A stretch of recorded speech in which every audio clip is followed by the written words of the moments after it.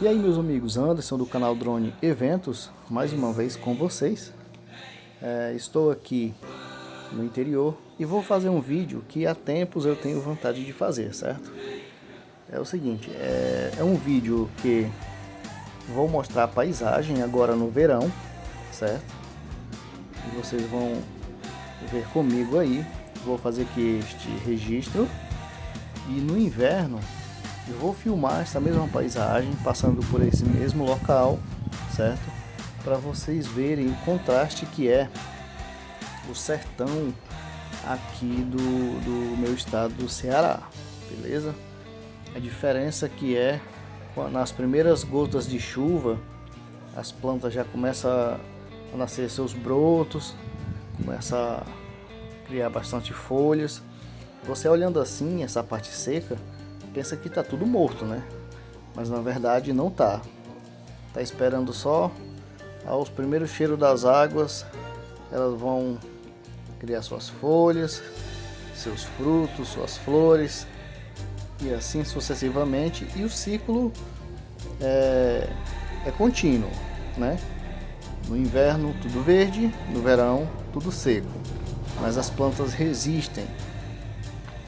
E é como eu vim aqui no interior para fazer uma visita para o meu irmão, aproveitei, trouxe o drone, certo?